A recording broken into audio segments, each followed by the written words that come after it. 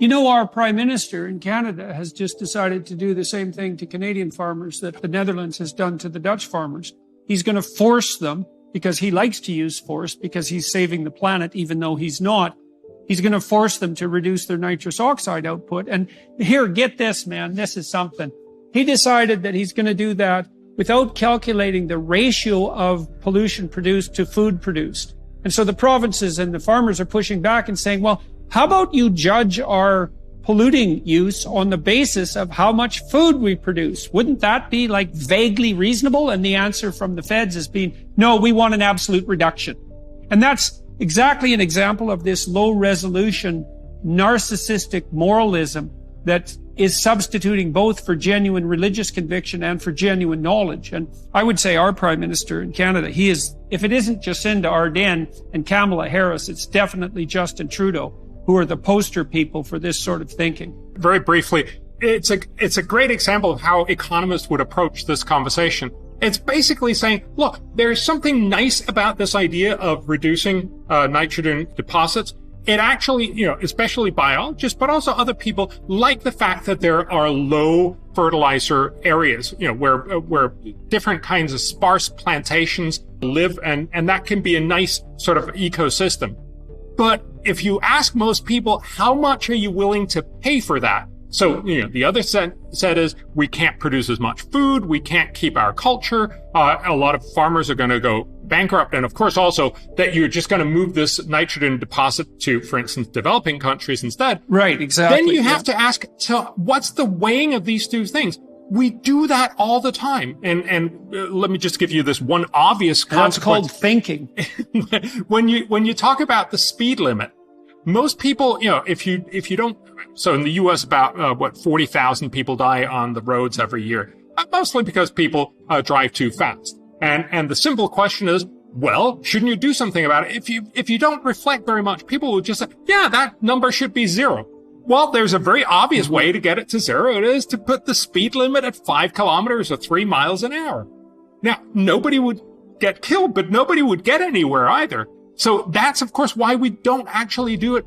Every year and every day we decide, all of us, yes, I would like to go at a reasonable speed, and that will end up meaning some people will die. There's a trade-off here. Now, we can have a sensible conversation. Do we want to have, do we use 55 miles or, 85 miles? And that's a fine conversation, but nobody suggests it should be 0 or 3 miles an hour.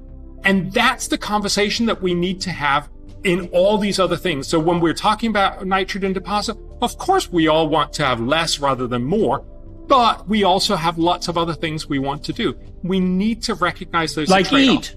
So when I had calculated, and this is a rough calculation, and I knew it was wrong, I figured that we'd be facing a world in the fall and the winter where 150 million people would be starving. But Michael Yon mentioned that it was going to be 1.2 billion. That was his estimate. And I thought, oh my God, not only is that famine on a level that we haven't seen probably since the early 60s, and then he talked about how famine multiplies, because once a famine hits, the governments tend to take centralized control over food production and basically appropriate farmers' crops, and then the farmers quit growing crops, which is exactly what you'd expect. So not only do you have 1 billion, you have the stage set for an expansion of famine.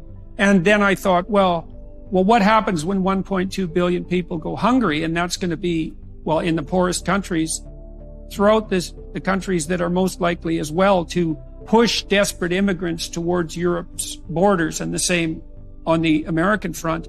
And so not in the fall, you tell me again if I'm wrong, if you are right and Jan is right, not only are we going to see a seventh of the world go hungry in a serious way, like it's already happening in Sri Lanka, but we're going to see immigration pressure, movement pressure on the flanks of Europe and the United States on a scale that maybe we've never seen.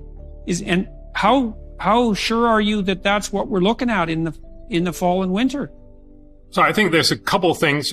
First of all, we're starting out in a world where there's already some 700 or 800 million people that are starving. And this has fairly little to do with the current energy crisis or fertilizer crisis, but it's just the fact of people being poor.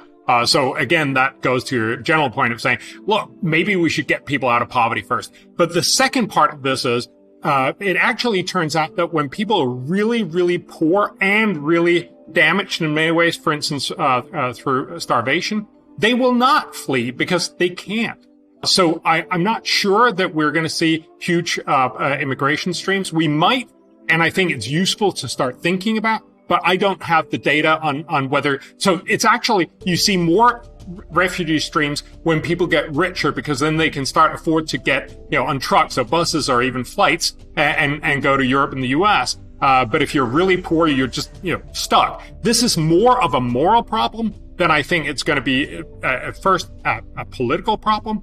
But I think fundamentally, this is about our priorities, and it's about saying, what kind of moral person do you want? Do you want to be the moral person that said, I want to save the world from climate change, so I'm going to make sure we don't use gas to make fertilizer that could save millions of people? Or are you actually going to be a person who says, no, I actually think saving people's lives is a little more important?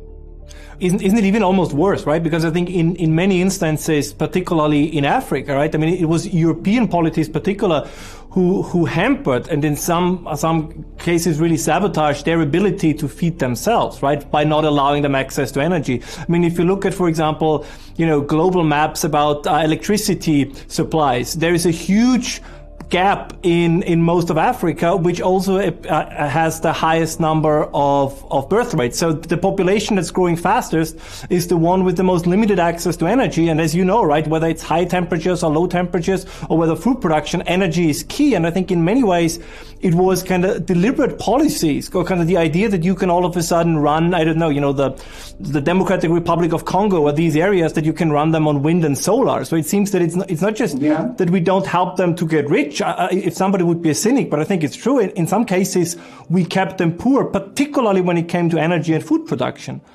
I think you're absolutely right. First of all, remember, this is a European crisis. That's why we're talking about it. If it was a crisis in Africa, almost nobody would care, right?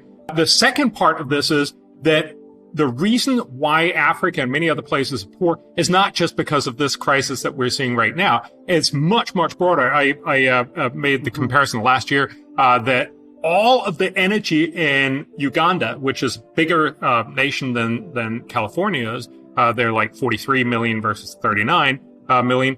All of the electricity in Uganda is less than the electricity Californians use to heat their pools. I also read, Bjorn, that Uganda is fertile enough so that if it was properly harnessed, it could feed all of Africa. And that they have a water supply that's very close to the surface in most of the country, and that it would be a relatively simple matter to sink pumps all over the country to get enough water to produce the place fertile enough to feed the entire continent. That's just Uganda.